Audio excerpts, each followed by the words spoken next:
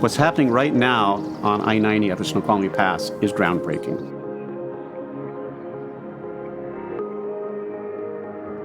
We couldn't let the animals stop the highway. We couldn't let the highway stop the animals. Is it unusual for people who aren't naturally together to then work together to make better outcomes? It doesn't happen every day. I believe I-90 tells that story that we have the power to restore things, not just on a small scale, but in grandiose design.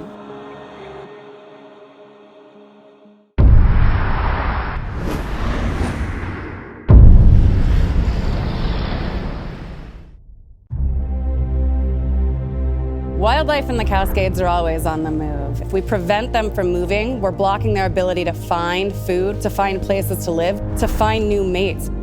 I-90 is a major freight corridor for us as well as the United States. I-90 has a tremendous impact on wildlife moving throughout the Cascades because it's carrying 27,000 vehicles a day on 6 lanes bisecting the Cascades. The Department of Transportation was gearing up to totally rebuild and expand I-90. This roadway is over 50 years old. There's a lot of substandard alignment in there. In the wintertime, we have avalanches. We see about 72 hours of road closures. The number one thing that wildlife need to adapt to a changing climate is the ability to move on the landscape. They need options for how they're going to respond to these changing conditions.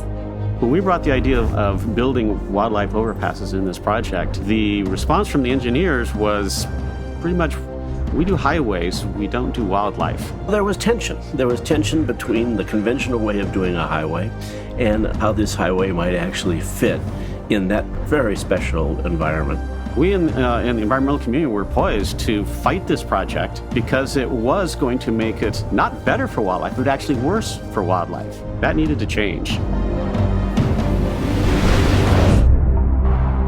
And in fact, it did. There was no way that only one of those transportation corridors was going to trump the other. From that conclusion, we worked forward. What is unique about this project is getting the Department of Transportation, the agencies, and the environmental community going to the legislature and say, we want you to put money into rebuilding this freeway. It was very important that we emphasize that it's not safe to have elk get hit on the road.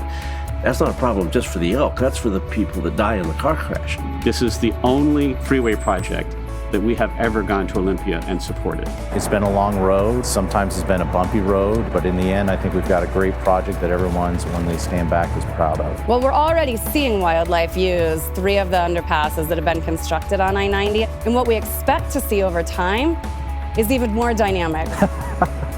I wouldn't consider myself a wildlife expert, but I do know a lot more about wildlife than I did know before I started this project. The importance of this project is to show how you can actually work together to solve major environmental problems. That did not come easily, and it's not done yet. We need to keep pushing on this until the project is complete. Hopefully this will be a model for people to look at and say, okay, that's how they did it on 90, how can we do it on our corridor? If we can do it here, we can do it across the country and around the world.